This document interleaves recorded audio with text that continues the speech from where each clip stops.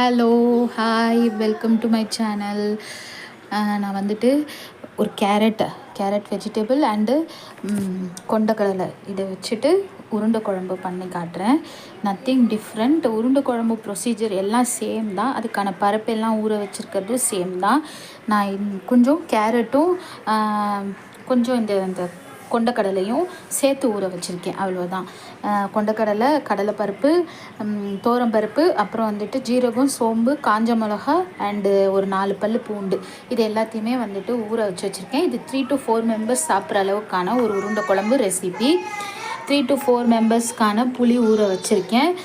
இது வந்துட்டு உருண்டை பிடிக்கிறதுக்கு தேவையான அளவுக்கு 2 வெங்காயம், கொஞ்சம் கருவேப்பிலை, கொத்தமல்லி அரிஞ்சு வச்சுருக்கேன். அண்டு ஒரு வெங்காயம் தனியாக செப்பரேட்டாக தாளிப்புக்குன்னு எடுத்து வச்சுருக்கேன், கருவேப்பிலையும். அப்புறம் 1.5 ஸ்பூன் அளவுக்கு red chilli, 1.5 spoon coriander powder, அப்புறம் 1 ஸ்பூன் டர்மரிக் பவுடரு. இது 2லேருந்து 3 ஸ்பூன் அளவுக்கு குழம்பு மிளகாத்தூள். தாளிப்புக்கு கடுகு, சீரகம், வெந்தயம் எடுத்து வச்சுருக்கேன். கல்லுப்பு, ஒரு கேரட் வந்துட்டு இந்த மாதிரி நைஸாக நறுக்கி வச்சுருக்கேன். 2 பழுத்த தக்காளி, இந்த மஞ்சத்தூளும் சால்ட்டும் வந்துட்டு உருண்டை பிசையறதுக்கு தனியாகவும் நான் எடுத்து வச்சுருக்கேன். வாங்க முதல்ல ஊற வச்ச உருண்டைக்கான மாவை அரைச்சிட்டு வந்து ரெடியாக வச்சுக்கலாம். ஓகே, இங்கே பாருங்கள், மாவு நான் அரைச்சிட்டு வந்துட்டேன்.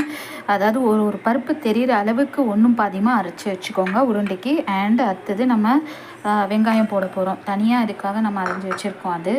அண்டு அப்புறம் இந்த கேரட். ஓகே, அப்புறம் தேவையான அளவுக்கு உப்பு. நான் குழம்புக்கும் தனியாக கல் உப்பு ரெடியாக வச்சுருக்கேன். அண்டு மஞ்சள்தூள் இதுக்கு போட்டு நம்ம உருண்டைகளாக பிடிச்சி எடுத்து வச்சுக்க போகிறோம் ரெடியாக. இந்த மாதிரி நம்ம உருண்டைகளாக உருட்டி வச்சுருக்குறோம்ல, இதை நம்ம வந்துட்டு குழம்புல போடுறதுக்கு முன்னாடி தோசைக்கல்லில் வடை மாதிரி தட்டி எடுத்து ரெடியாக வச்சுக்கோங்க. இந்த பாருங்கள், இந்த மாதிரி நான் ரெடியாக தோசைக்கல்லில் போட்டு ரெடியாக வச்சுருக்கேன். சரிங்களா? இது ஒரு டைப் ஆஃப் உருண்டை குழம்பு. ஓகேவா? அண்டு ஒரு வானலில் 2 ஸ்பூன் எண்ணெய் ஊற்றி வச்சுருக்கேன். கடுகு, சீரகம், வெந்தயம் போட்டு தாளிச்சுக்கோங்க. இப்போது வெங்காயமும் கருவேப்பிலையும் போட்டு நல்லா ப்ரௌனிஷாக வதக்கிக்கோங்க, காரக்குழம்புக்கு வதக்குற மாதிரி. சரியா? வெங்காயம், தக்காளி வதங்கிடுச்சு. நான் அந்த புளி கரைசலில் மிளகாத்தூள், மல்லித்தூள், மஞ்சத்தூள் எல்லாமே போட்டு வச்சுருக்கேன்.